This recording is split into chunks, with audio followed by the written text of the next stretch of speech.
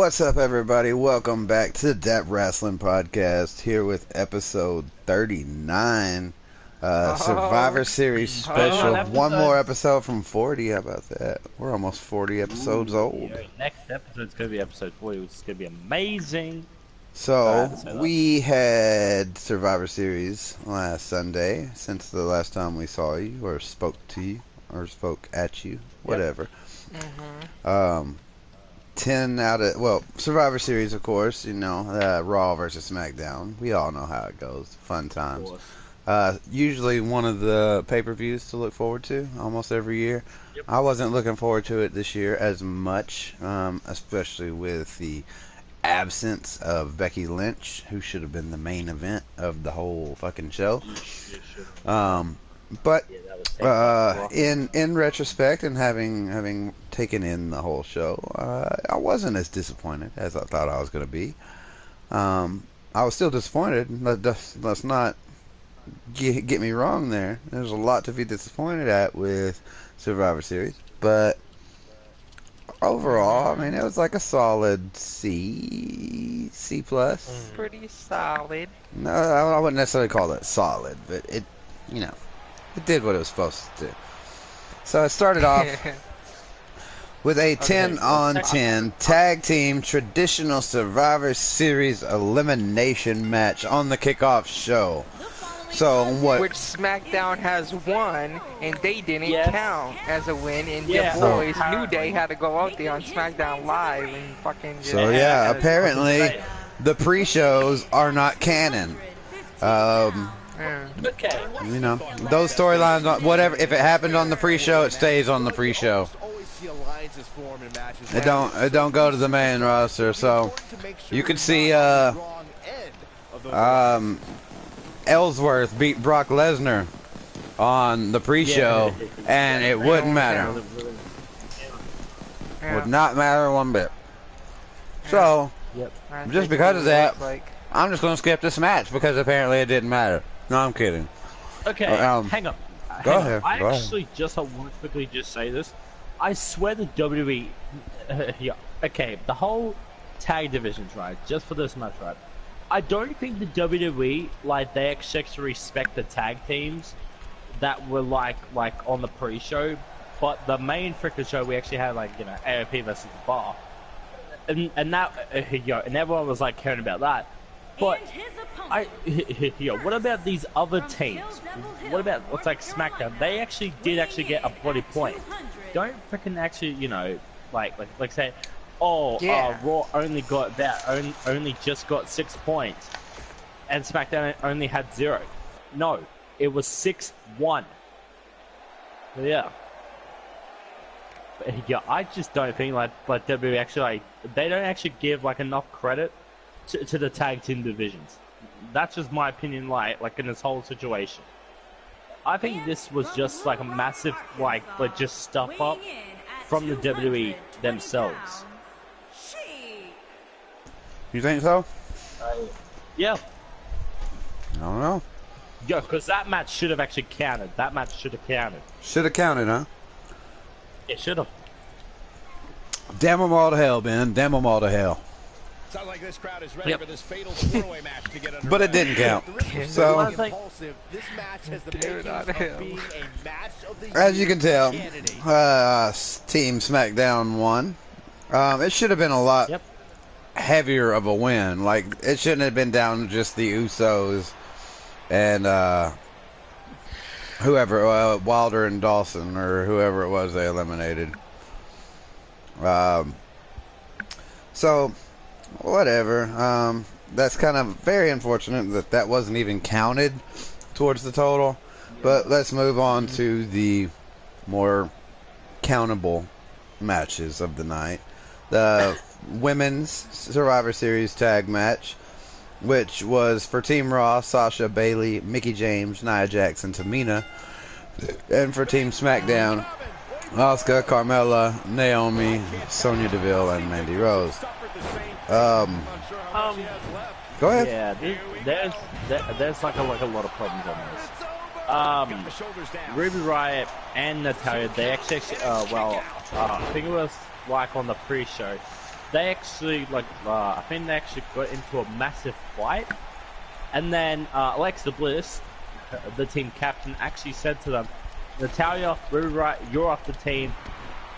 And yeah, and just that and then just at that moment I was just like, wait, so if Ruby Riott and Natalia are off the team, like who's actually going to fill in for them? And then and then when I actually saw Bayley and Sasha Banks take their spots, I was just like, oh my god, really? You could have just put 2 NXT call-ups and put them on Blue Raw, because that would have actually made it more interesting. You guys' opinions on this?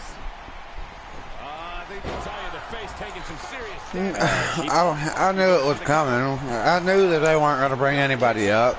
They don't bring anybody up for Survivor Series. They do that for WrestleMania and very rarely, and they announce it months in advance if they do it any other time. No, it wasn't coming this year. The match kind of sucked. You did get to see more than you normally do from Mandy Rose and Sonya Deville. So there was a little bit of a bright light for them. I saw a more credible Mandy Rose than I had seen before. And less of a pushover version of Sonya Deville, because right now Sonya Deville is at the very bottom of the list, whereas she should be a lot higher if her gimmick is an MMA fighter. That doesn't gel well with what she's trying to be. Unless she's trying to be a failed MMA fighter, in which case she is succeeding beyond measure.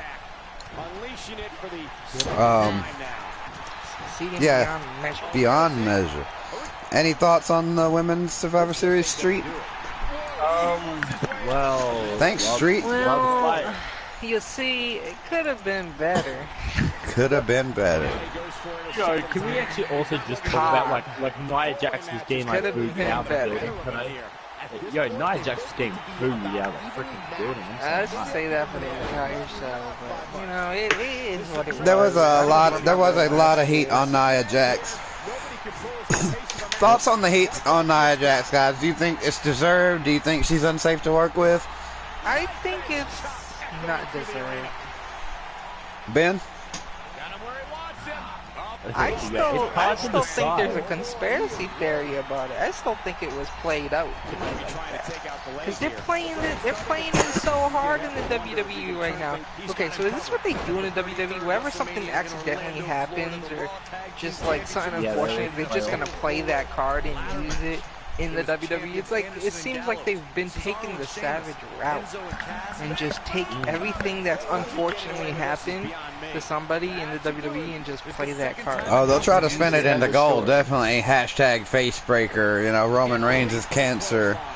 It's just fucking Mr. McMahon is such a sad. Natty's dad's glasses. And just recently, you're right. It's been hashtag Team Savage over here.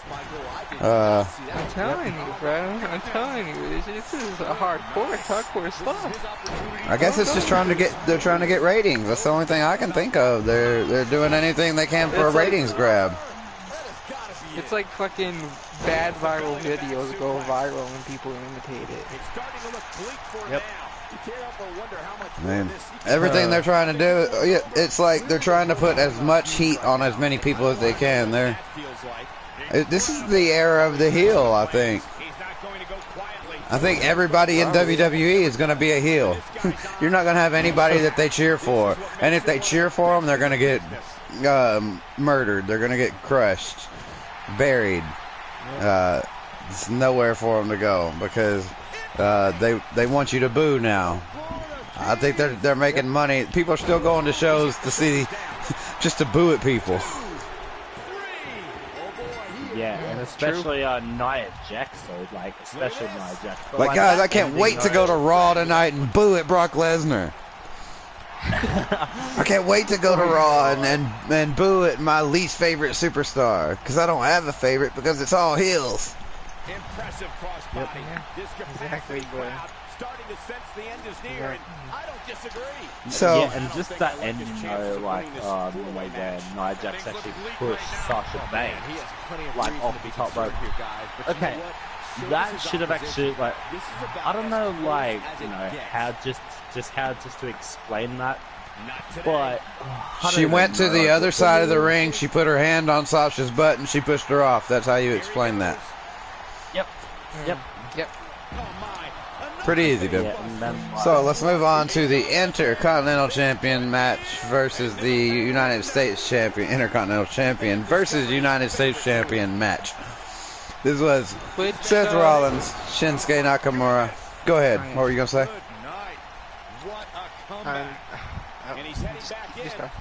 Oh, you lost it. It was better than I thought it was going to be. I've nearly lost faith in Shinsuke Nakamura for a long time now. Not all through his fault, but at part of his fault at the same time. If it's not what you, a little bit of that's on you. If your gimmick feels stale, then you've got to liven it up. Even within the constraints of being told what to do by WWE Creative and stuff like that. And the matches haven't been, his matches haven't been, in my mind, very good quality. This was better than I've seen from Shinsuke in a while. And classic Seth Rollins, you don't really get a bad match from Seth Rollins. So, Nakamura had that to his advantage. Definitely not a bad match. Anybody who watched any of Survivor Series knows that Raw won this one, so Seth Rollins defeated Nakamura. But I don't think anybody thought anything different was going to happen. Thoughts on Rollins Nakamura? I agree with you. Yeah. It was a lot better than I thought it would be. Can't say it wasn't like a bad match, but it was pretty decent.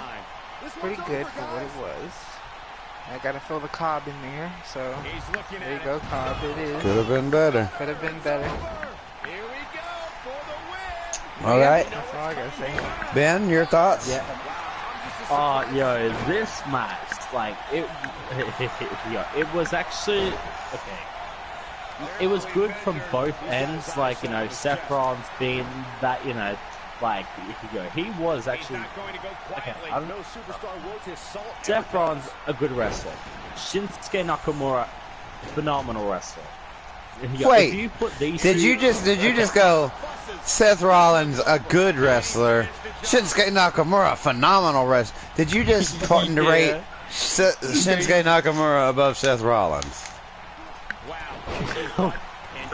I think I may have actually just did that, but these two, they actually put on a match that was like for a making. I actually kind of thought Shinsuke was going to win thanks to it, just by the outside interference by, your boy Dean Ambrose, but Dean Ambrose did not actually show up.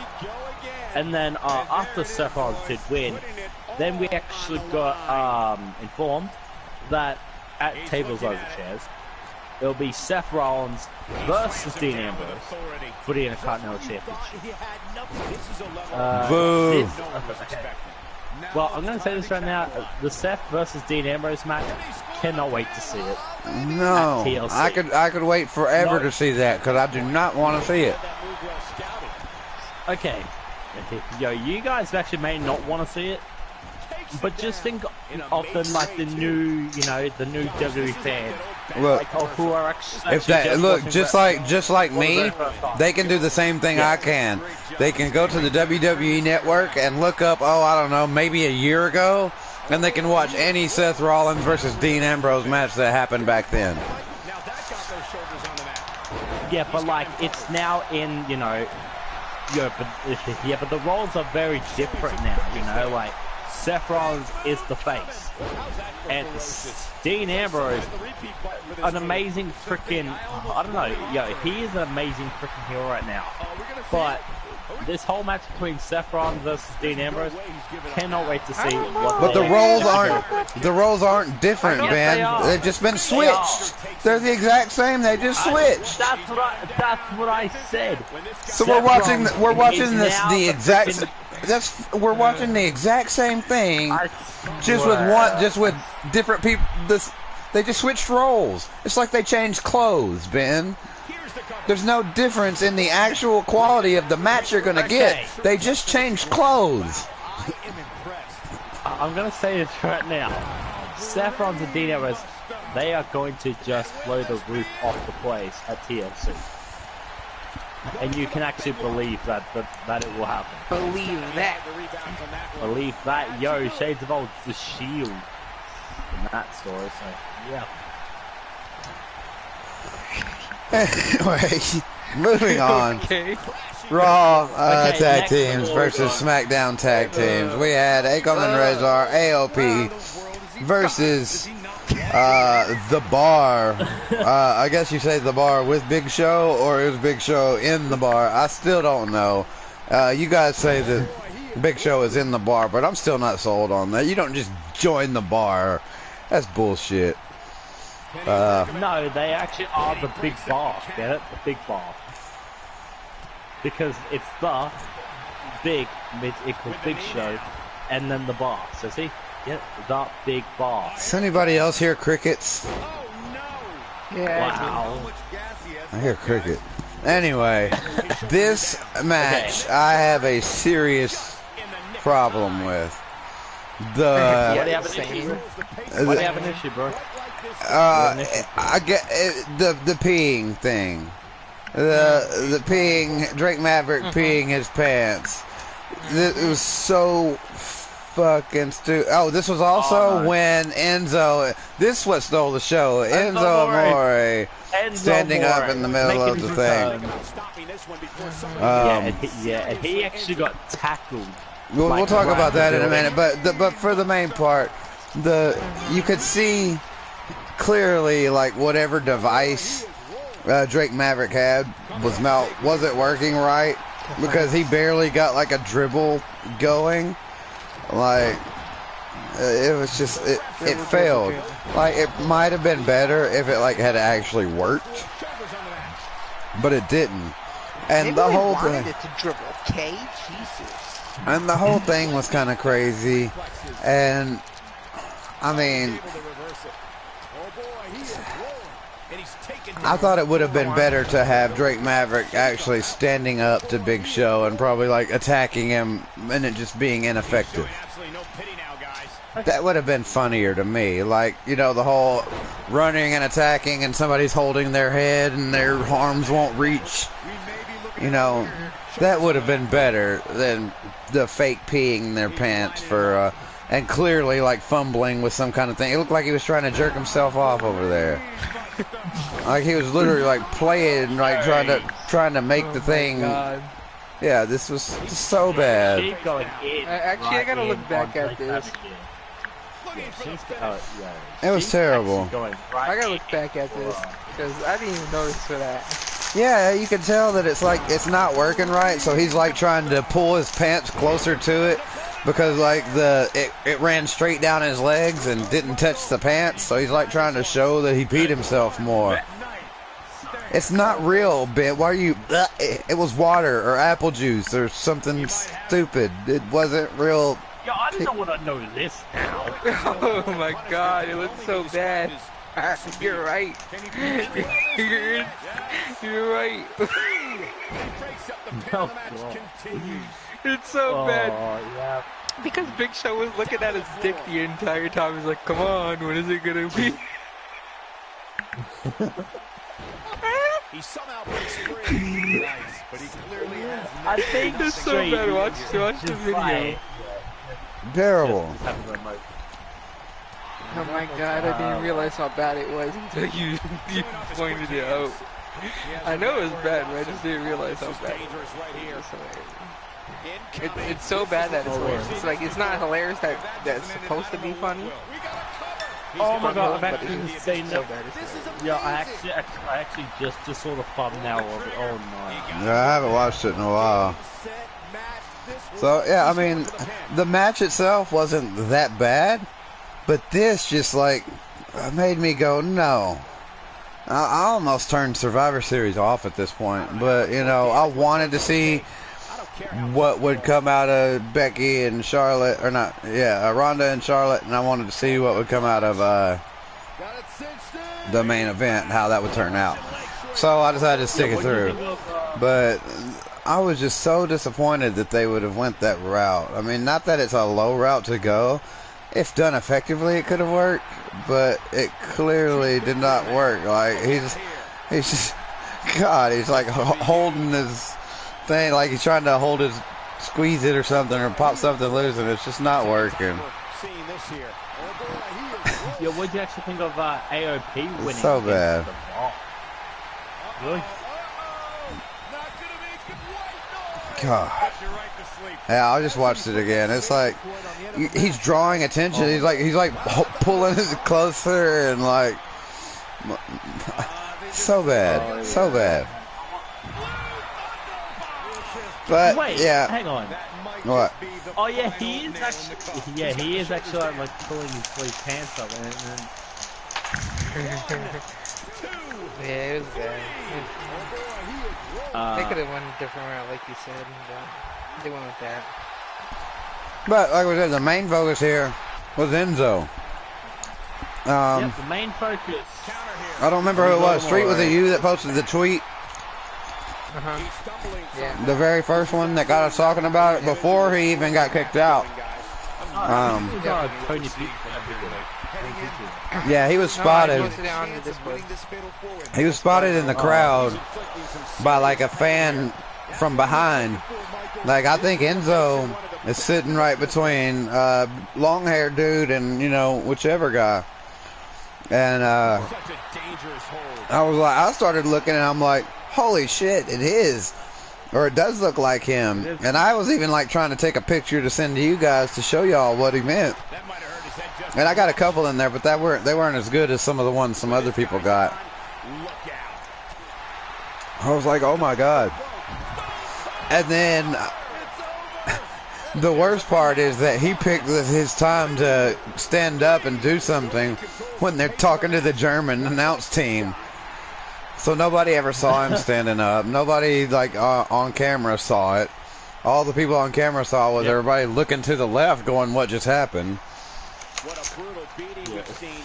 And I think one person also got injured. I think it was like a woman who also got injured during that, like after the tackle, because I think it was like all over Twitter. I think it was like one of like the crowd members actually did get injured. Well, that woman went to yank him down off that chair. She could have hurt anybody else in that crowd too. What if he would have fell on somebody? That's kind of not the safe thing to do. I don't know if that was the wise decision on the part of that security guard. Seems a little bit. What was up? Maybe it's because she knew it was Enzo. God, Enzo's a G though. Tell me who else would do something like that. It earned quite a few points from me for Enzo. I got a little bit more respect. That's some G stuff right there. It is so G stuff, man. He's doing great. That was clever too. Yo, even that title that there was also word of I didn't see it in the video that they had, but there's pictures of him holding up a title, a custom-made title, and there's word going around saying he was promoting a promotion he was going to be at, that he would be defending that title there, and then he started acting like a goofball and shit, and doing his, his theme song thing. Yeah, started doing the SAWFT thing. Yeah. But very interesting. And for a while, my thoughts were that the whole thing was set up by WWE, and that they were going to bring him back, and that the initial plan was he was going to interrupt the Cruiserweight Classic match. And then I think for a while, even afterwards, I thought what happened was they saw the fans on Twitter talking about they caught Enzo out there, and he wasn't supposed to be seen. Yeah. And so they were like, well, shit, it's out. He blew it. We got to come up with something. So they were like, okay, have Enzo just stand up and make an ass out of himself, and then we'll have security come and get him out. And then that's what they did. That's kind of what I thought happened. I still wonder if that's not what actually happened. Yeah, same. See, I thought he was at first I thought he was gonna be part of the show. He was gonna pop out of the crowd and interrupt the away action division, but I guess that wasn't it. Unless what you said that he got spotted and they just scrapped it and made it seem like maybe they kicked him out or whatever. But apparently there was both pictures posted in there. He's going to have to turn things around quickly if he wants to win this thing. Yeah. Looks to me like he's on Dream Street right now, fellas. That's not a place you want to be. So that was really, really interesting. Bottom line here is that despite what's going on right now, first time for everything, huh? Absolutely. And definitely a way to, I mean, if you want to stay relevant, that's one way you do it. You make moves, make waves. So, especially one match. Like all he had to do was make it one more match, but he had to stand up in the middle of the wrong one. The next match was the Cruiserweight Championship match. Yeah. The only match of the night that wasn't Raw versus SmackDown, by the way. Very true. Mustafa Ali versus Buddy Murphy. I think we all knew which way this one was going. Buddy Murphy got the win here. You don't make somebody champion after a hard-fought win over another good champion and then just take the belt away. But this is WWE, so, sometimes you do. But we just kind of all knew that wasn't the way this one was going to go. In my opinion, probably one of the better matches of the night. But that's not saying much because it was Survivor Series and it was kind of garbage. But it was kind of average too. So, I don't know. Your thoughts on Murphy versus Mustafa Ali, guys? Yo, that was okay. This match was an absolute. It was like just a good back and forth match. I actually really enjoyed this match. Yo, the ending of the match was good. Mustafa Ali versus Buddy Murphy, they deserve to be main event worthy. Any show, they deserve to be main event worthy. Yeah, that's my opinion, but this match, literally a 5-star match. I'm sorry, Ryan, this match is going to be a 5-star. Or better. Wait, I don't think there's actually any better rating than a 5-star match. Bringing it back inside the ring now, like a battering ram. When this guy's on, look this out. actually, I have to completely disagree with you, Sheep. better. This was much better than any of the other matches we had. I don't know. I mean, it was pretty good, but I guess I don't know. I'm not into the cruiserweight stuff. So, Buddy Murphy, don't really care, and Mustafa Ali don't really care. So, yeah. Okay. I don't care about you non-existent Australian folks. Well, props to Buddy Murphy for staying relevant after the tag team split. It's hard to do that sometimes. So, props for that, at least. The next match was the men's 5-on-5. Yep. And the match continues. That's teamwork. I don't know what to call this. It was crazy. It was chaotic. There was Shane McMahon destroying everything. In his body. Yeah. Oh. Pretty performance. Okay, the first thing that we actually do have to talk about in this match, Samoa Joe's quick elimination. What was WWE planning on this? Oh my god, they had Samoa Joe like just eliminated straight away. Any opinions on the Samoa Joe elimination? Like right off the bat? Thanks to Drew McIntyre. Buried. That's what it is. Buried.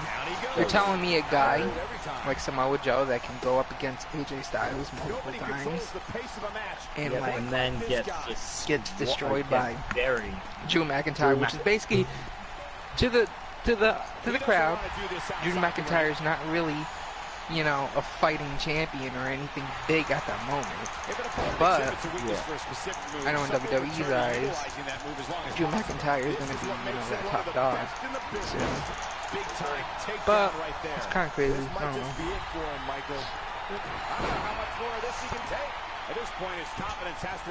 know. The big thing here is that I thought it very crazy that they put such an emphasis on Shane McMahon. Like, I get it. You know, they're building for another Shane McMahon WrestleMania moment. Shane McMahon got to jump off something next year. Yep. What would that be then? We jump off like the freaking building at WrestleMania. That would actually. Yeah, he's gonna be jumping off the WrestleMania building. Nope, I already know what it is. Next year at WrestleMania, Shane McMahon's gonna jump out of a helicopter. Oh shit! Right. Oh, he's gonna jump out of a helicopter. Yeah, onto a table though. Yeah, hopefully like onto multiple tables. Onto multiple tables through the ring.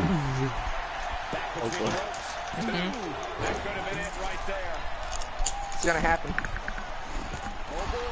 No. What he's gonna do is even better. There's gonna be a floating ring held by helicopters, and he's gonna go on top of the helicopters and fucking do a coast to coast from the helicopter to the other side of the ring. That's what he's gonna do. Yeah. That would be spectacular. If that actually did happen, you know, we've actually gone through that. Because this is wrestling. Are you sure? You're talking about savage WWE at the moment. Imagine them bringing back a hardcore match. That would be great. Yeah, if they start bringing back hardcore matches, anything could actually happen in WWE. This was nuts. But again, Raw win. Whatever. Again. This was pretty terrible. Yeah, and then after the match we had Baron Corbin doing his coward attack again to Braun Strowman, and and I know Sheep is a massive Baron Corbin fan, but the attack that Baron Corbin has done to Braun Strowman was a coward act. I'm sorry, but like Baron Corbin, the biggest coward in professional history. So, yeah, I've got to say this. He's a coward. No. Why would he just... No. Listen, Ben. Why did he just... No, wait. Why did he attack... Listen, cowards would just run. Cowards wouldn't even put a finger on Braun Strowman. Baron Corbin's smart, fucker. Well, you want to say? Tables, ladders, and chairs. Braun is going to just annihilate Corbin has a plan. And actually take that whole general manager spot and actually just give it just straight to Braun Strowman to be the Raw GM. That's what I feel like what I could actually say. Ben, Becoming the Raw general manager. I guess we're talking about Survivor Series like Raw didn't happen Monday. Because did you forget what happened on Raw? Because Baron Corbin had a plan. And at TLC, your match is not happening. Hey, guess what? The only problem is, well, if Baron Corbin was not kind of, just a big coward to attack Braun Strowman on Raw, he would have actually, just accepted this whole match and actually just get his ass whipped by Braun Strowman. And of course, Braun Strowman clearly does deserve another shot at the Universal Championship. Baron Corbin, Baron Corbin needs to just start going after some tag team gold. That's all that's all he's only worth. That's tag team gold. No Universal Championship. The only person to take that Universal Ben, Championship. I don't want Baron Corbin to be a Universal Champion, but I like Baron Corbin as the Raw GM, and I wouldn't mind Baron Corbin being the permanent Raw GM, but I don't think it's going to be him. It's going to be Alexa Bliss. Yeah, I think Kurt Angle might return at TLC. I don't want, as GM, I don't want it. I'm good. I've seen enough Kurt Angle for now. Actually did it better GM than Baron Corbin. I'm sorry like that, but I'm just gonna say it. So yeah. That's just my opinion, Sheep. I know. My opinion. That's fine. But the whole thoughts that one thing that I really wonder. Well, I'll save it for the end, and we'll kind of move on to Ronda Rousey versus Charlotte Flair. Match of the night for sure. Should have been the main event for sure. Should have been. I wouldn't have thought so because I was worried that it wasn't going to be as good as Ronda versus Becky. But damn, Charlotte flipping. Yeah, and even the entire fans actually said, "Thank you, Charlotte," and I was just like, "Oh, saying you deserve it to Ronda Rousey." That was cold. I was like, "Oh shit," because I didn't even think that. I was like, "Damn, I don't think that. I'm not that bad on her." You don't deserve it. But I know, right? I was like, "Damn, they're being a little harsh there." But at the same time, that's a good thing. This isn't bad news for Ronda Rousey. This is good news for Ronda Rousey. That means that the crowd feels for one way or another. Same way as Roman Reigns. A lot of people hate him, a lot of people love him. But as long as they feel something, you're in good shape. Exactly. Right. This was and it's you can't walk into this as Ronda Rousey and think that everybody wanted Becky versus Ronda. So they gave them the closest they could to that.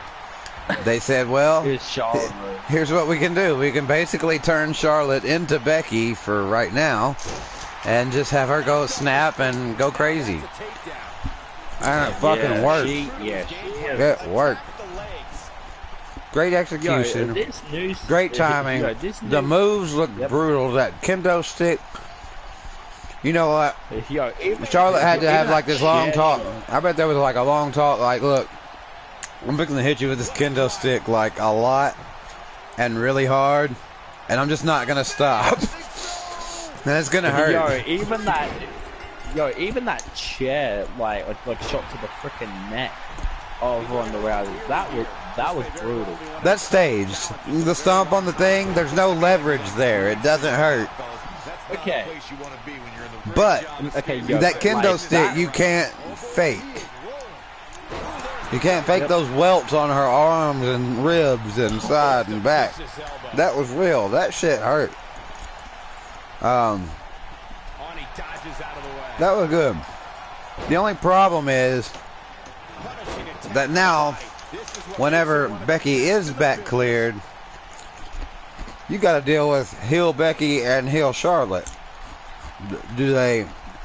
Are they friends again because they're both heels now? Maybe. What the fuck? He's like, what the fuck? Same time. Very good, very good. It's actually best for business. It's not a new side of Charlotte. We've seen that side of Charlotte before. Well, It it is kind best of for is a new business. side, but not really. Yeah, but this is actually now best for business. I'm sorry, but like this whole It's a more. I swear to God, they're trying to bring back ruthless aggression, but they're doing it bad. Because if you look at it so far at WWE, it kind of has that ruthless aggression vibe from all these like churns and shit. But it's just obviously they can't get to that point because of ratings, PG of course. well, And they could. Well, this is they have to WWE, be a little bit and they more can restrictive accept than they were it. back then. I mean, I know back then still was kind of still PG-13, but still they were at that point of not really giving a shit. This whole PG era sucks. I'm sorry, but the PG era really just sucks. He's looking at it. I'm sorry. That is just now just my whole opinion of, like, with this whole PG era. Bring back the ruthless aggression era, which that era, phenomenal. Ben, the PG era's been like your entire life. That might just be the final nail. That'd be like me saying, bring back NWA. No, it's not over yet. Which, it is actually still a thing, though. Here the cut stops him in his tracks. But I don't know how much gap we've got to cover. NWA is not still a thing, Ben. It is actually still a thing, dude. It's actually still a thing. Okay, anyway. In the wrestling business, it is. Yeah, Any other thoughts on Charlotte and Becky, guys? It was a pretty crazy match. I'm actually just still kind of like excited. Pretty crazy match. I enjoyed it. It should have been main event, but it wasn't. He goes for the cover. Oh boy, Also, Charlotte attacking 5 referees. Oh, yeah, and then Oh yeah. the repetition on that move is becoming. And even at the same time, she actually did get. Well, okay, I know that actually, and like just skipping head to SmackDown with this, just with this line, but she was fined $100,000 though. But yeah, Well, let me also just clarify that there were a few bad moves from Ronda Rousey, but there always are. She's still not nowhere near developed, especially to be a champion. But just based on the name draw alone and the brutal attack, it made this a quality match. It's the only thing that saved it. Is Charlotte, that heel turn, and Ronda Rousey getting. I guarantee you this was the original plan for Becky versus Ronda. When this guy's on, look out. Yeah, I literally actually may have actually saw some coming from like a mile away. Except it wouldn't have been a heel turn. It would have just been Becky being in character. Oh, he's such a tough target. Yep. Now it makes more sense. It does, definitely. Back now inside the ring. It does. You right. Yep. So yeah, they just went with the same plan, and it wasn't even that original. We're giving WWE too much. We're giving WWE too much credit. We're like, oh wow, they really stepped it up, and no, they were just like, no, let's just have Charlotte do what Becky was gonna do. Yep. Yeah. They'll never know the difference. Yep. I'm surprised they didn't dye Charlotte's hair red. Yeah. He's going back to an old friend. So, the last match, Let's move on. the quote-unquote main event was. Match. Already knew it. This match is very predictable. Most of the people called how this match was going to go, but it was still better than I thought it was going to be. I'm kind of starting to like this side of Daniel Bryan. I do. It's fucking pretty savage. Yeah. So I can get into it if he keeps this keeps it going. And, you know, using the rope-a-dope, I thought that was pretty inventive, you know, wear him out.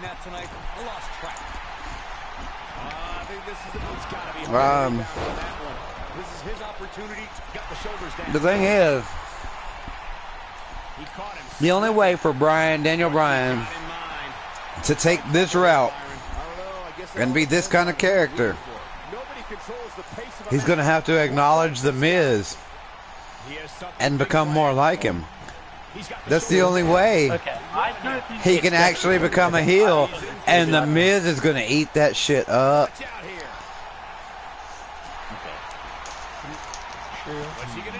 But see, okay, it's kind of interesting though. Okay, it's kind of interesting. Like, he's not really a heel per se. He has a different twist on it. It's more of egotistical, maybe. It's like kind of cocky, but like, I don't know the word I'm looking for here. Because it's like, shit. Devil may care. It's like a lot of like. Devil may care. You know, he kind of doesn't care.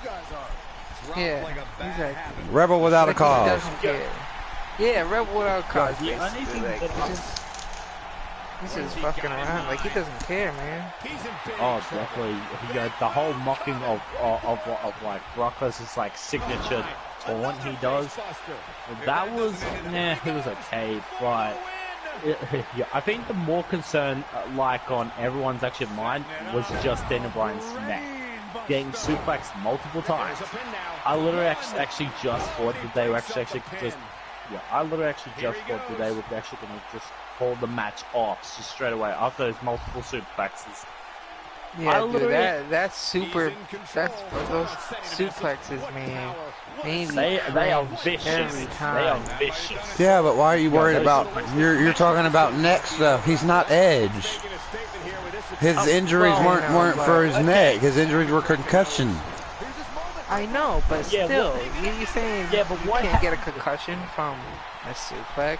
Just one little, like, slip of, like just one botched suplex, you can land on your head. It's been done multiple times.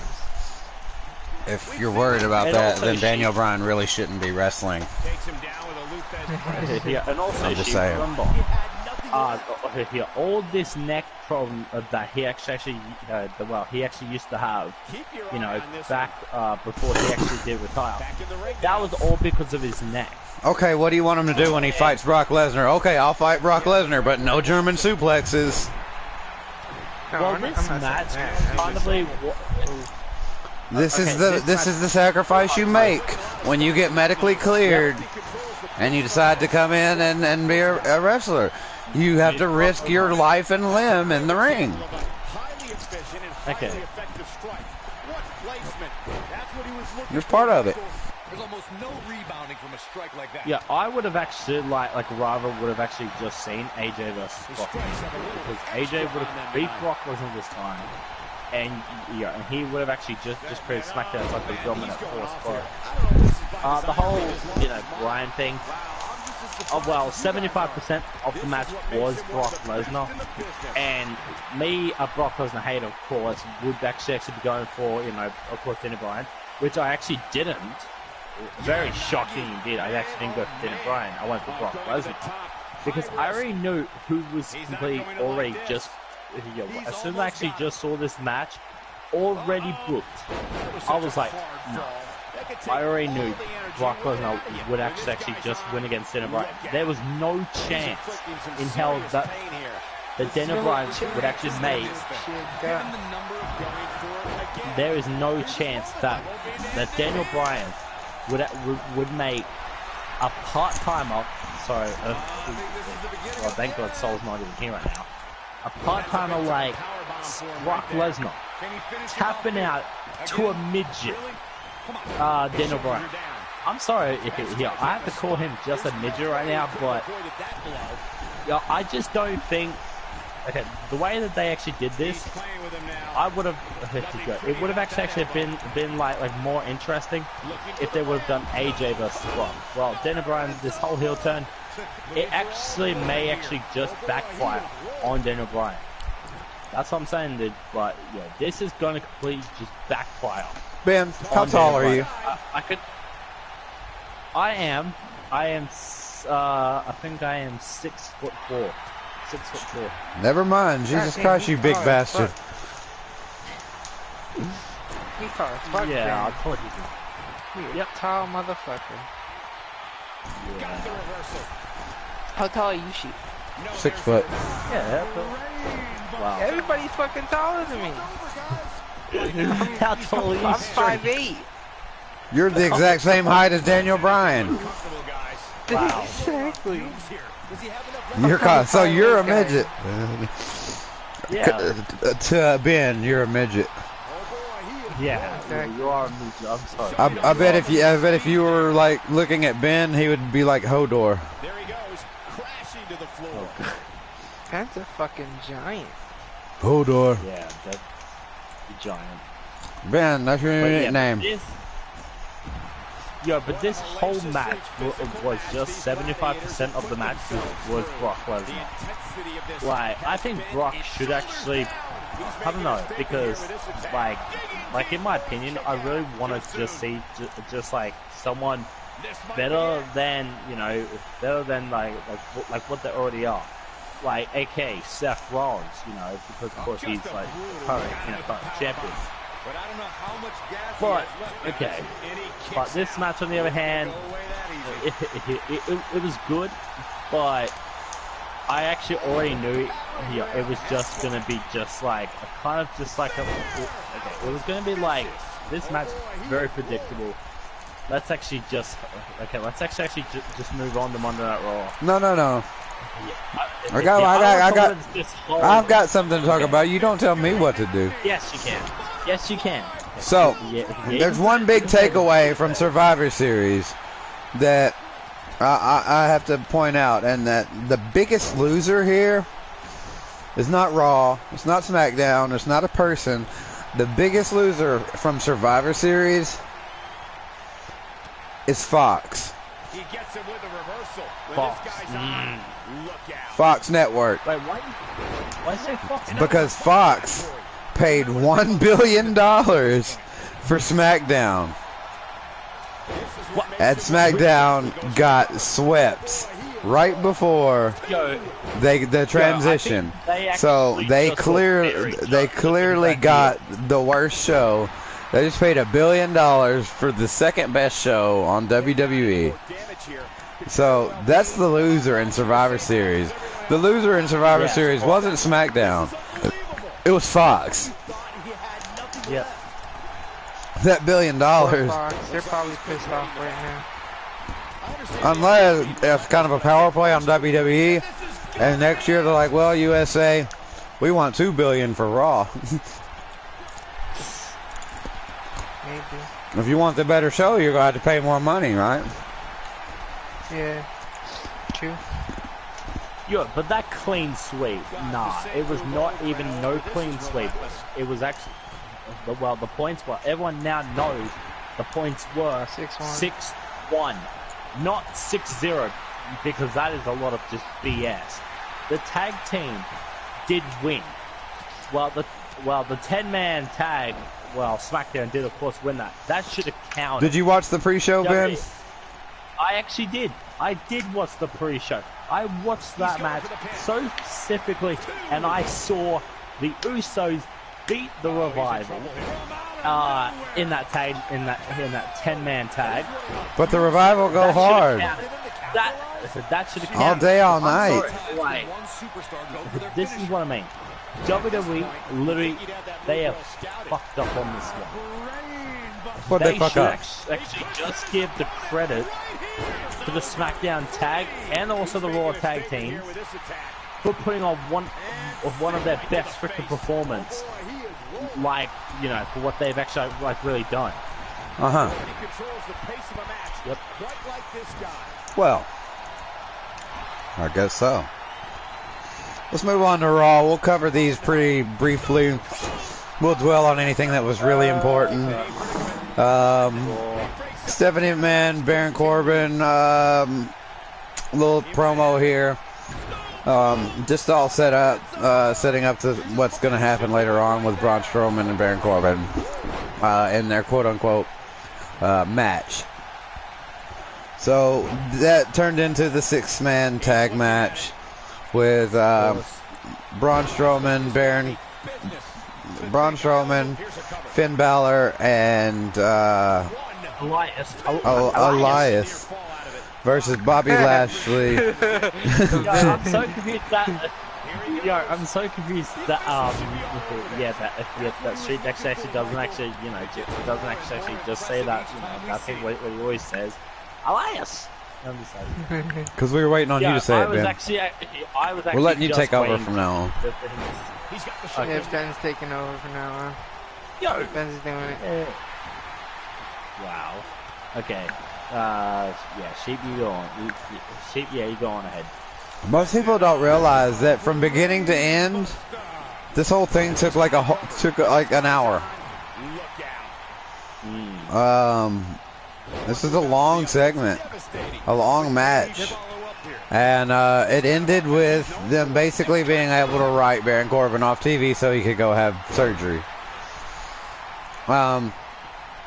You just said Baron Corbin off surgery. I mean, not Baron Corbin, Braun Strowman. Well, that sounds the same. Corbin, Strowman, Baron, Braun. Close enough. So, yeah, they beat down Braun Strowman with the really, really fake-looking steel step move. Like, you could tell he didn't hit his arm. Like, that's obvious. But other than that, like, Braun sold it pretty well, like with the screaming and like the pain. It seemed like really real. But even though I could tell from how they angled, like his arm was in the safe spot, like in the stairs, and they angled the stairs so that when it hit the 2 stairs instead of his arm. He actually will be undergoing surgery on his shattered elbow. That's not really the truth.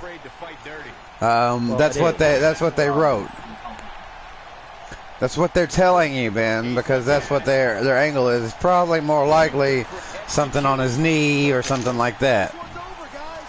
No, it was actually a shattered elbow because WWE.com has just learned this. Yeah, exactly, Ben. A shattered elbow is the fairy tale they're telling you to make you believe it.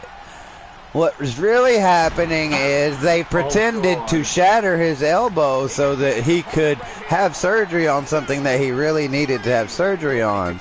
This is what they do all the time. We've explained this to you many times, Ben.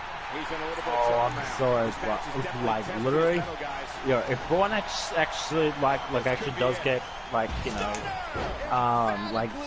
if Braun does actually get cleared to face Corbin at TLC, let's just say Corbin is not going to be standing after Braun is actually finished. Just like he had a plan at Raw. If it happened, he would have a plan at TLC.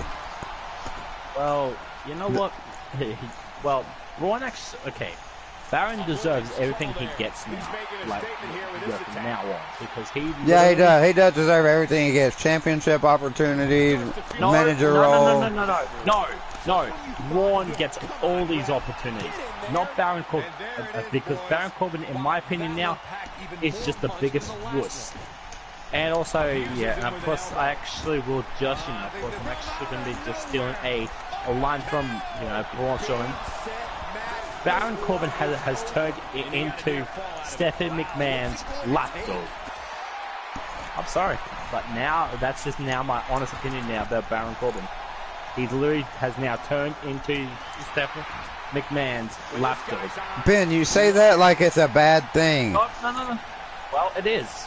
It is a bad thing because if you're looking at it like this is some good versus bad fairy tale story, instead of looking at it like we're supposed to, as like people who are doing a podcast and reviewing it, you're not supposed to look at it as the actual story. You're supposed to look at it as the content, as entertainment.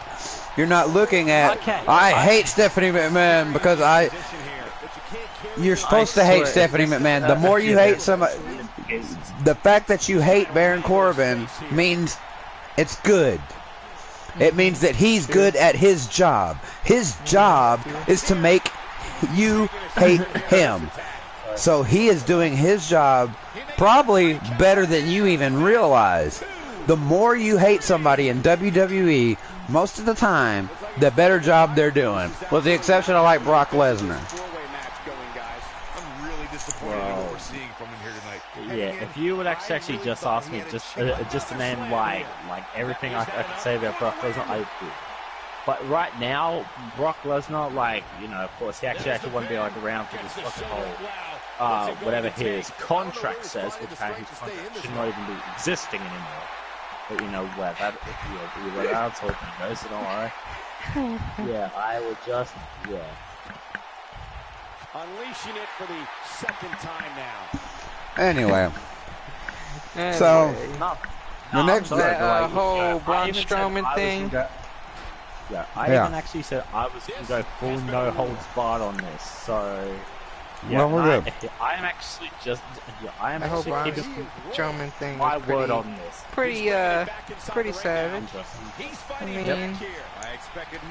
I mean, I kind of like that. I want to see where this goes from here. I don't know if, you know, Baron Corbin and, what's his name?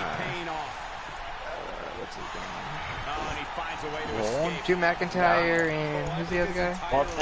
And Bobby Lashley. Yeah, Bobby Lashley's gonna be, like, they're his minions or something, and get them to do his dirty work, or help him out with his dirty work or something. I could see that being a thing, them being part of the quote-unquote authority, like how it was before. When Triple H had what's his name there, Seth Rollins, and Kane, Big Show, a lot of these other mid carders on there. At the time, they weren't mid carders though, Ben.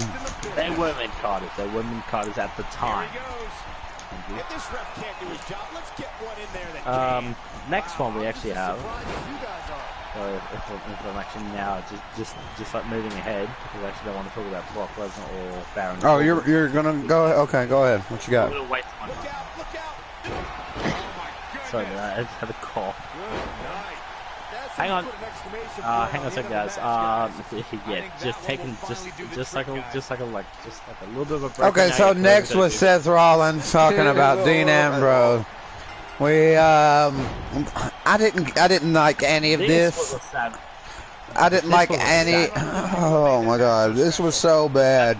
Oh, I'm Dean Ambrose, and I'm gonna talk about you from this part of the stage, and then when you come find me, I'm not gonna be there, and then I'm gonna talk to you. This Ambrose promo was so bad. I hated it. This is probably the worst promo shit I ever seen in my life. And then I'm gonna walk behind you while you're giving your interview, and make it look like this was so goddamn bad. WWE. What was that line they used? Oh, what's that smell? Oh, yeah, that. No. Oh my God, what the hell? It was like, what the? Oh my. It's like, it's you guys. You guys reek. I'm like, what the? I'm like, and then he did it again out in the ring. That's like something you would find in WWE 2K19 game. That was something you find in 2K18 game. You know those fucking promos they do in a game that's so corny and shit. That's like you're absolutely right. For 2K game. It was garbage. They should have never done that. Well, they should have done something better. I'm not looking forward to this at all. This Dean Ambrose, Seth Rollins thing. I just want to get it over with. Well, yeah, you may say that, but remember, this is WWE. They will do anything for best for business. Remember, you have to so bad. Remember that in every single storyline that always happens. So I'm sorry, but it always has to be best for business. Bullshit for business. That's what I should actually now call it. Bullshit for business. Insult to injury with that one. No, he kicks out at 2. Gonna take more than that. So, promos and all that aside, Sasha Banks and Bayley versus Tamina and Nia Jax was next. This is basically to set up Nia Jax versus Ronda Rousey, and probably some obvious interference from Tamina. And what's going to happen at some point in between now and TLC will be a few matches with Tamina versus Ronda Rousey, and Tamina will get buried. With Nia Jax will come in and attack at the end of it. That's probably what's going to happen next week. Mark my words. Next week, or the week after, Ronda Rousey versus Tamina. Ronda buries Tamina, but as soon as the pinfall or the victory, Nia Jax comes in and attacks. Anybody want to bet on that? I'll put money on it. Yeah, I can see it. That's exactly what's going to happen. So, I missed this next match because I was out with friends for Monday Night Raw. But it wasn't on the Hulu version. So, it was Lucha House Party versus The Revival. It looks like Lucha House Party won. And it seems like a terrible match. Another burial for The Revival. Fine with me. How is it fine with you, Sheep? Because I don't like The Revival. As I actually just said before, you know, for this whole 10-man tag, I swear WWE just does not care about its tag divisions anymore. Like, literally, The Revival, they should actually be pushed to, they should actually be just pushed to, like, the Raw Tag Team Championships. That's what they should be doing. WWE, take lessons. And just stop like freaking giving it just to like, what's another boring tag team like I don't give a shit about now. Bobby Roode and Chad Gable, take their opportunities off and give it to the fucking Revival. Thank you. Take a lesson from them. So there wasn't much to speak of in that match. Obviously, Lucha House Party won, defeating the Revival. Street, did you have anything on that? No, not really. So after that, we got Ronda Rousey versus Mickie James. After Ronda Rousey was basically like, "Oh, I'm like this is me at my worst, so I'm still going to defend my championship so I can prove to everybody that I'm a fighting champion and I'm the It came off as really kind of whiny to me. You're trying to be prove that you're the best and you're the greatest and that you can fight when you're hurt. But you seemed really whiny, like, look at me, look at me, look at me. I didn't really care for that. And then Baron Corbin basically came out and said that she couldn't, and then they said she basically threatened to, like, get in the ring with Baron Corbin and whatever. Which I knew what was coming then. I knew at some point she was going to do the judo flip on Baron Corbin. But, did that happen? What? I want to say it did, and it looked bad. I could be wrong. But either way, this match looked bad. She was back to her scary-looking self. And I don't mean that as a compliment. I mean that as, like, I'm genuinely scared for these other performers every time they step in the ring with Ronda Rousey. Hopefully we don't actually see enough. Plus, hopefully we actually don't see a botch from Ronda Rousey. Or maybe what it is maybe Ronda Rousey has developed a completely new style that looks way more painful than any other style of wrestling. She's like, no, your moves look like they really hurt. She's like, yeah, that's the secret. That's the secret, honey. So, after that was Bobby Roode and Chad Gable versus AOP. Yep, and I think before this we actually had I think it was like a backstage segment where Drake Maverick was backstage, having a meal, and then he actually I think he went over to the P's and just he got completely like laughing, and me and I was just like saying to myself, oh my god, it happened at Survivor Series, just drop it already. My god, why are they even just using this like in a storyline, with AOP? This is shit. This is shit. This is shit. I know. Yep. You don't. I'm not against a push for Chad Gable and Bobby Roode.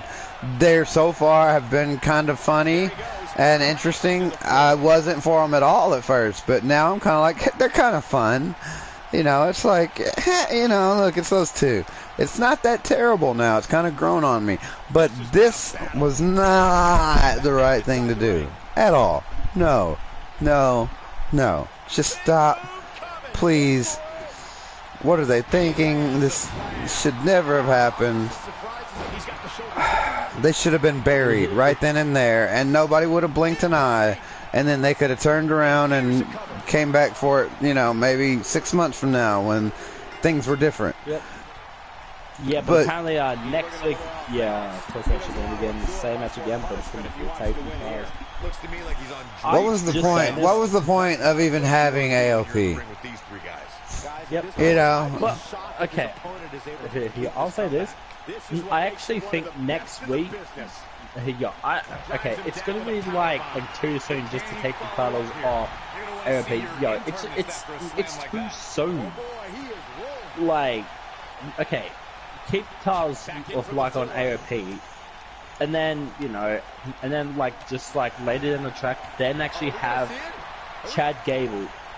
Or Bobby Roode, whatever their freaking tag name is called now, and then actually just have them win, like maybe at a grand stage like WrestleMania. I don't know, like Royal Rumble. What do you guys are actually like opinions like on probably freaking next week for the tag team? I don't care. I just don't want. I'm done with Raw tag teams. I'm pretty much done with Raw except for like the main storylines that are going on. Everything else is just garbage. Yep, that's my opinion. Yeah. Also, I was about to I was actually just about to say the next freaking match we had. I got that part, man. So the next match was Natty versus Ruby Riott. You broke my daddy's glasses shit. Yep. Again. Get this over with. Find something new. Put Natty in the performance center training the new people. Let's get more opportunities for these other people. I'm not saying that Natty's not a good wrestler. I'm just saying that her character work isn't good. So moving right on from that, you had the last little promo with Seth Rollins and Dean Ambrose, where they finally got to fight each other. And there was a lot of referees just to break it up also. There was a lot of like 2 dirty deeds from Dean Ambrose. Yeah, but also there was also a low blow by Dean Ambrose. Yeah. That low blow though, oh my god. When this guy's on, look out. So Raw, not that great at all. Pretty terrible. Shoulders on the mat. That could have been it right there. It was worse than Survivor Series for sure. Yeah, so SmackDown. Even worse than NXT Takeover War Games. No shit, Dan. So SmackDown started off with Charlotte Flair, right? No. Yeah, Charlotte Flair versus Billie Kay. And then right afterward, back to back, Charlotte Flair versus Peyton Royce. We go right from Charlotte Flair being amazing and awesome to Charlotte Flair being kind of a bitch again. Yeah, it's not the same character that we saw 2 nights ago. The character we saw 2 nights ago had snapped. This is just a bitch who thinks she's better than everyone.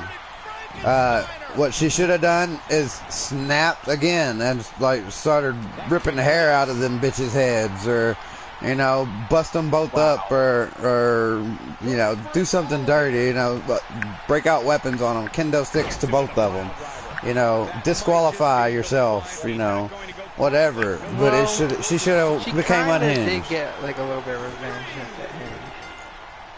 Yeah, definitely. Yeah, a little bit.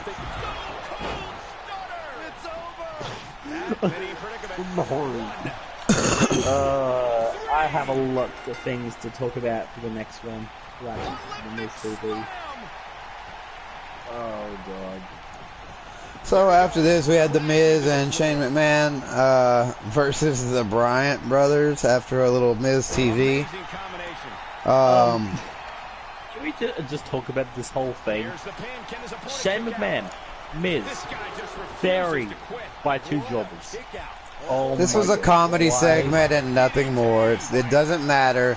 This had about as much canon as the kickoff match from Survivor Series, because right now Raw is still 5-0 or 6-0 or whatever.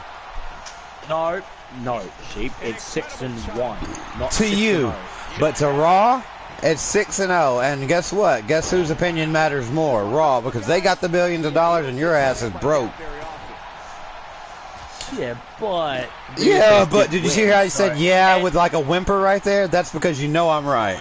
Yeah, but... Okay. Yo, even freaking, what's his name? Xavier Woods even actually came out and even said that they actually won the tag team. So, literally... I'm just saying, there is no arguments about that whole, about the whole. It was a joke. It was a joke, Ben. We're dwelling on it too long anyway. So the New Day versus the Bar and Big Show, Thanksgiving feast fight. This was kind of silly, a little food fight in the ring. Bleacher Report gave it a D+, but this was for fun. I give it a B for fun. Because that's all it was. And then the slipping and sliding at the very end. Yep. That was like... I think it was Big E at first. Or no, it was Xavier Woods. When they got out of the ring, like, they just kept falling all over the place. That was pretty hilarious. So, I give them props for that. It made me laugh. Can't give a D+ to something that made me laugh out loud. Hang on. Just very quickly, right? Wait, you remember when we actually had that trick or treat street fight, right? No. Wasn't it Cooper Kingston who actually fell over? No, because I don't remember the matches from 2 weeks ago, much less during Halloween. Yeah, same. I don't remember. Sorry, Ben. I think I can say that the Halloween was a lot better than the Thanksgiving one. From what I can remember. Yo, the Big Show actually going through the Big Show going through a table. And it only just took one simple kick. Yeah, just to put the Big Show through a table. Come on, man, that match, that Thanksgiving feast fight, that should have actually went much more better. But but hell, it was more funny though. It was funny as hell. Just to see that match. But in the end, the New Day did pick up the big W over the Bar versus Big Show and Big Show. Yeah, this was just to get laughs and stuff like that, and in that it succeeded. I like when they do that stuff, though, because, you gotta be serious all the time. It'd be fun. So, the next match, and I don't really care for the pairing of Naomi and Asuka, but just because they both wear bright neon colors, it's just, Yeah. I don't care for it. But versus Mandy Rose and Sonya Deville, obviously, Asuka. It's like every good decision that they made on Survivor Series, they instantly reversed the very next day, because Sonya Deville and Mandy Rose were both looking pretty strong, and now they both look pretty weak again. But obviously, this is setting back up a breakup between Mandy and Sonya. Even though women tag teams aren't even competing for anything, so they have no reason to actually be a tag team. So they're just gonna not be friends anymore, I guess. Because they're not a tag team, because there are no tag teams in the women's division. Yo, you know what this is actually all just setting up for, right? This whole, this whole tag team, the tag team, the women's tag team championship. That's what it's actually all I just focusing onto. Yeah, hopefully, just getting these, these whole women's tag team championships, so that we can actually finally have freaking women's tag team matches again. Yeah. So the next segment, Daniel Bryan comes out and addresses the crowd about his action in the match with Brock Lesnar. Basically says that he's done with the Yes movement and that he wants to be called the new Daniel Bryan. He seems to be adopting a bit of a new character here, and I really am interested to see where he goes or how far he'll take it. It has potential if they stick with it and they are interesting with it, but it also has a lot of places where I can see it going wrong. So I'm interested. They haven't sold me yet, but we'll see. Thoughts?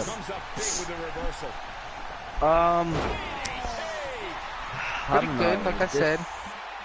This Daniel Bryan is different. It's a different kind of heel Daniel Bryan. It's not the kind of goofy, playing around type heel he was before for like comedic effect or anything like that. It's like it's a twist on a heel. I mean, like we said earlier, like Rebel Without Cause. It's pretty good. I like it. It's interesting. I like to see how it goes.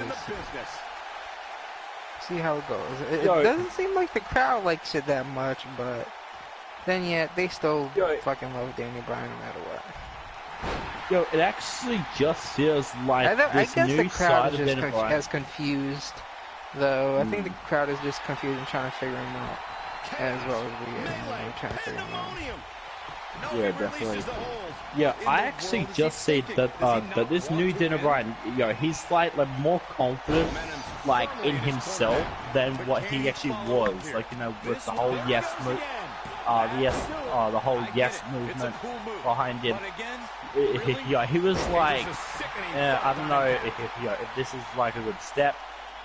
Yeah, but now like this new side of him, I think it's just made him like more confident, like more, he wants to just do like just bigger stuff than what he's like, what he's like already accomplished in the WWE.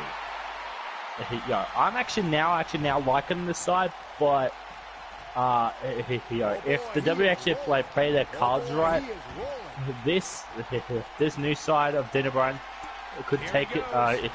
They could actually take him from being WWE champion to one day, like going from being WWE champion to actually just being on Raw. Like I could actually just see Daniel Bryan, of course, actually getting traded to Raw and then becoming Universal Champion eventually, like one day. But actually, we'll just have to just see like how it all plans out, for Daniel Bryan. Well, the whole yes movement's now dead, so and now all that confidence now is actually, it's actually now just building more up now. Fickle. What's that all about? It's like, what the fuck? Oh, I don't even know. I don't even know, man. all this confidence that now he has, it's like more better, like more. Oh god. Yeah, it's like every time I use like when we see stream, it goes in the restaurant straight away. And there it is, boys. Okay, yeah, and then the last thing for, of course, for SmackDown main event.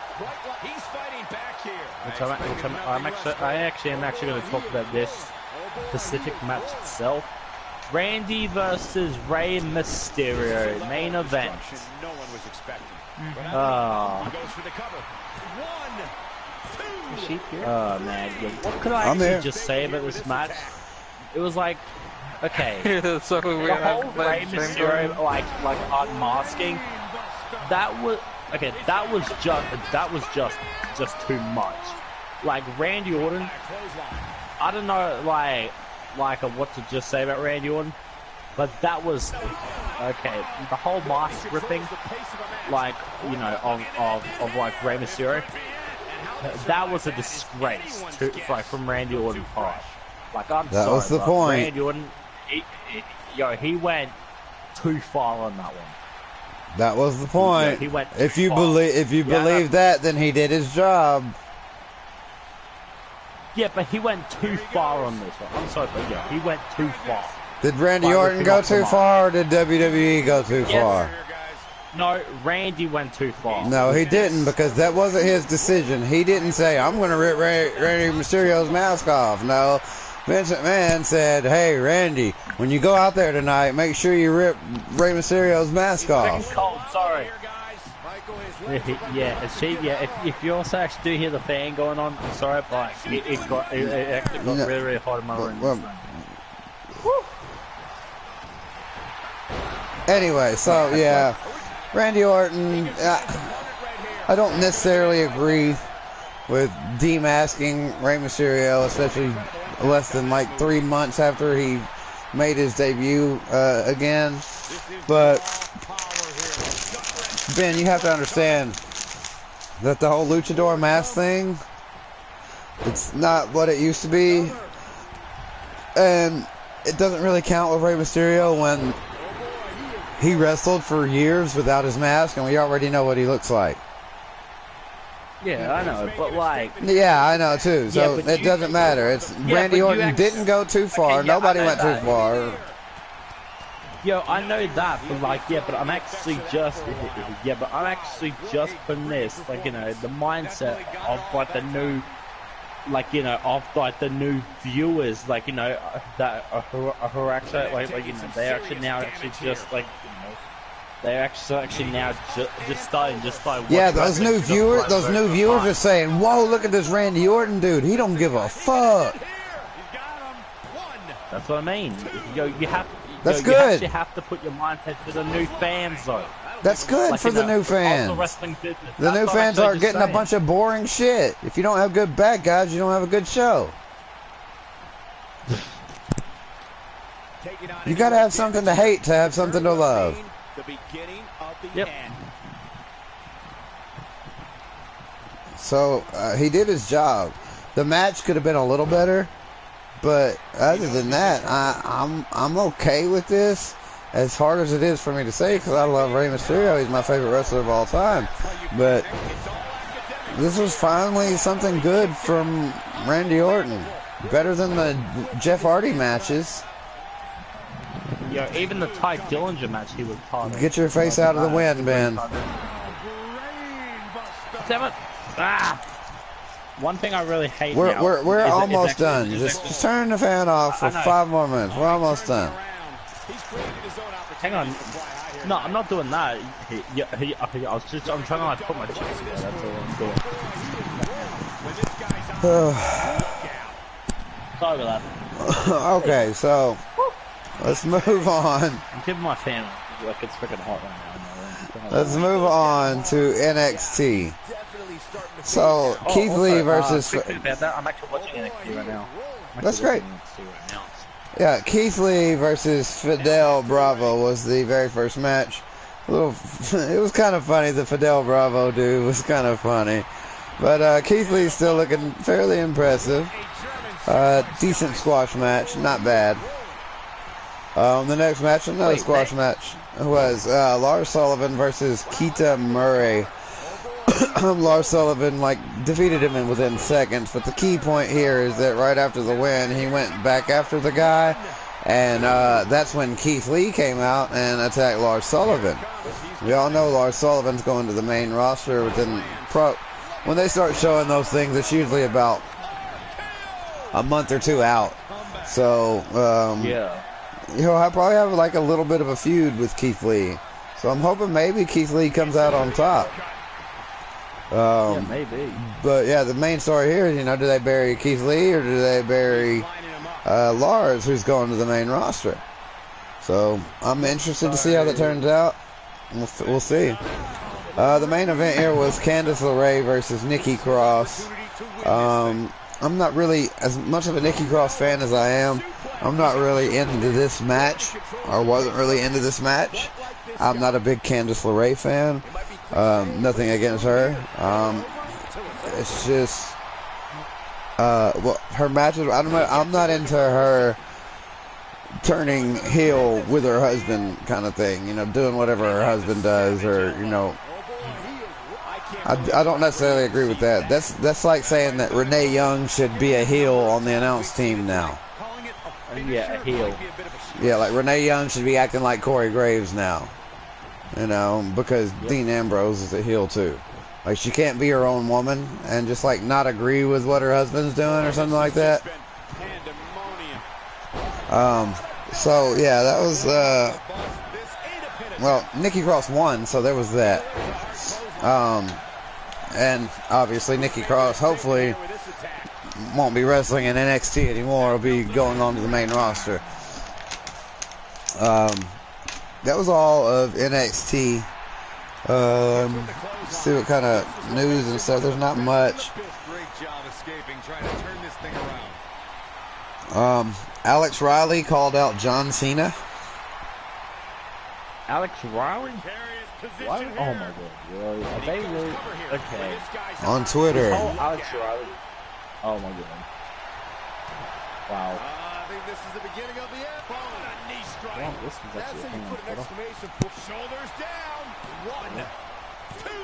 True testament to grit. So he's putting he's tweeting stuff basically. Nothing crazy. I thought there was something good. Starrcade has also already happened, but it won't air on the network till later today. Wait, Starrcade? Oh yeah. Yeah, Starrcade. Yeah. I may have actually put the results in. No, don't put the results. I do not want to see spoilers, Ben. Yo, I actually already did it on freaking Discord accidentally, so don't worry.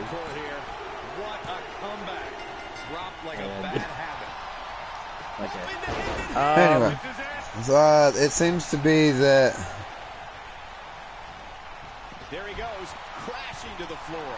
Oh boy, he is rolling. The Miz and Shane McMahon might be feuding soon.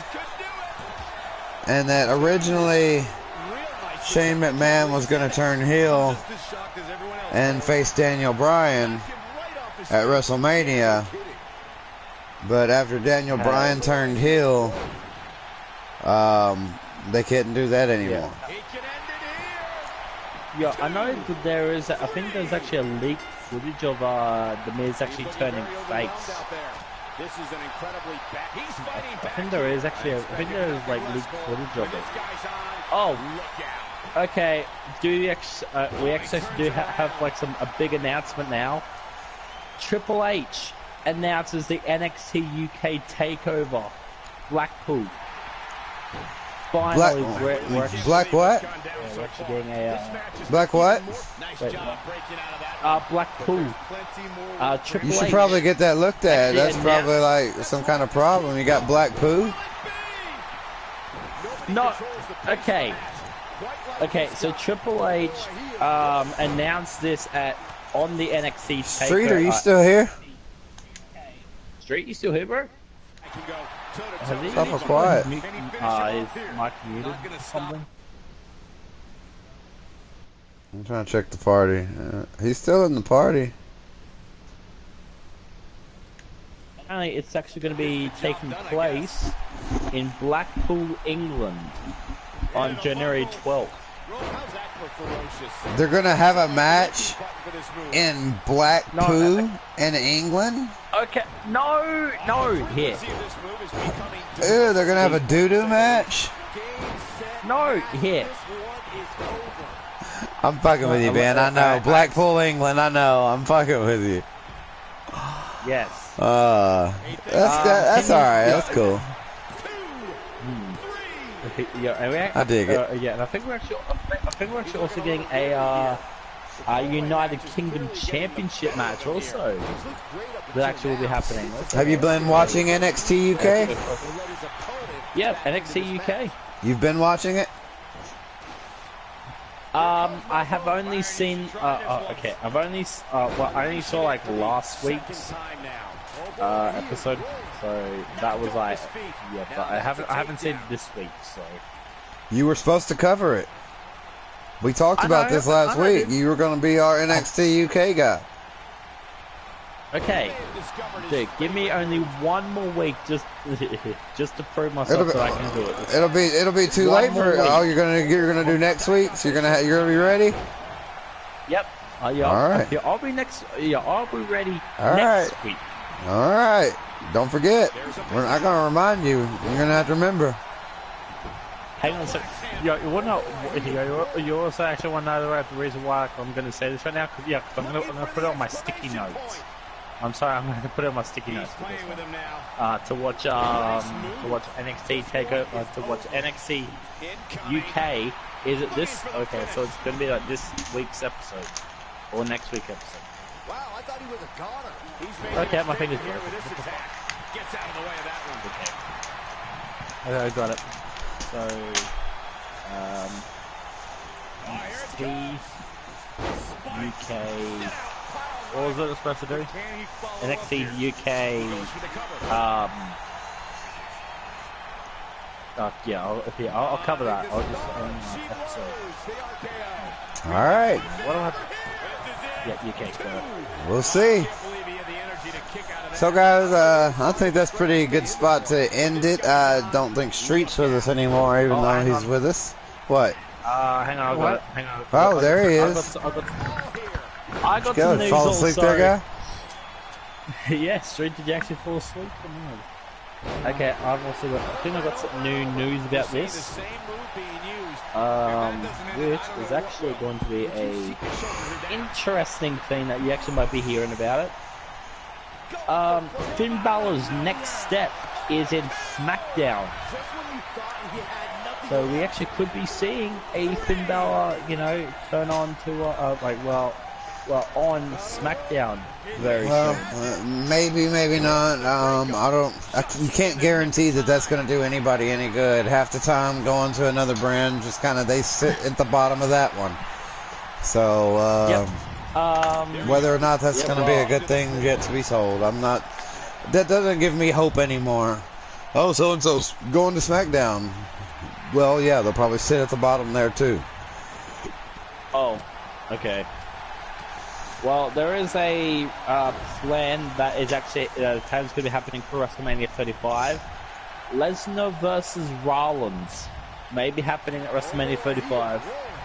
It's already planned for WrestleMania 35. So, we could actually, if Seth actually does, of course, retain his Intercontinental Championship until WrestleMania, we could actually be just looking at the first ever dual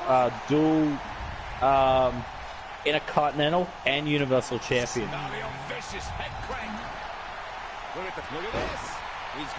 Well, that definitely actually will be best business again. Lesnar versus Rollins, and Rollins wins and becomes the first ever Universal and Intercontinental Champion. What's your thoughts on that? Sheep and Street also. What? Say that again? Well, there is actually plans happening for WrestleMania 35 for a match between Lesnar and Seth Rollins for the WWE Universal Championship happening at WrestleMania 35.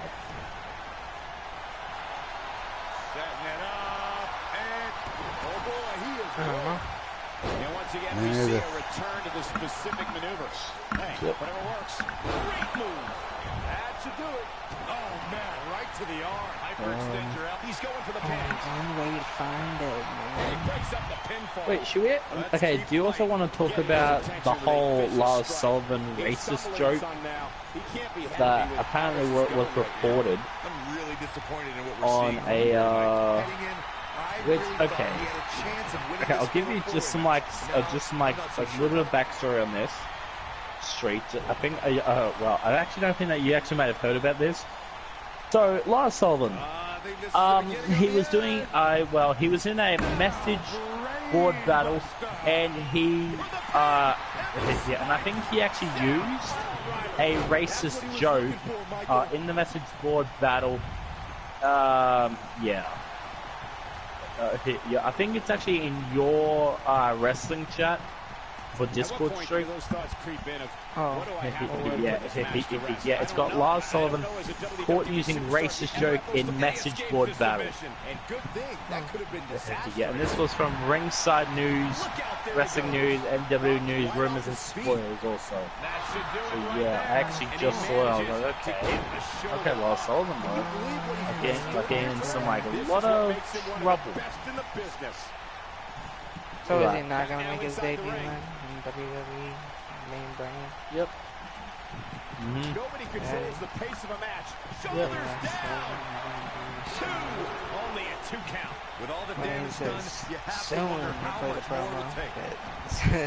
Soon it's gonna be like 3 years. You might have it. Hacksaw Jim Duggan in ICU with unknown health issues. This is actually also another thing we should talk about. Jim Duggan literally was in hospital. I think this was yesterday. Yeah. He was in the ICU for unknown health issues. I don't know what this is about. Alright, I'm just gonna read it. Unknown guys.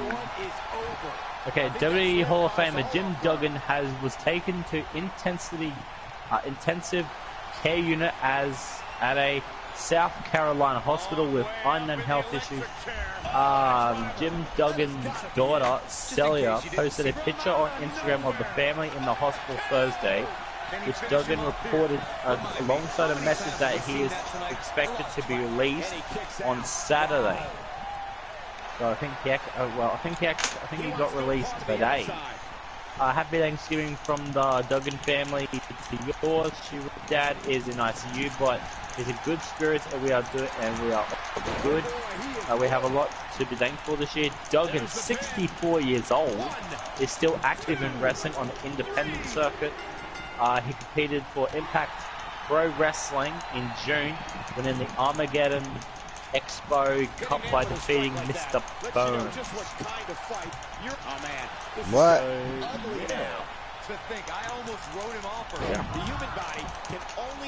So Jim Duggan, all the prayers go out to Jim Duggan right now because he's in ICU right now.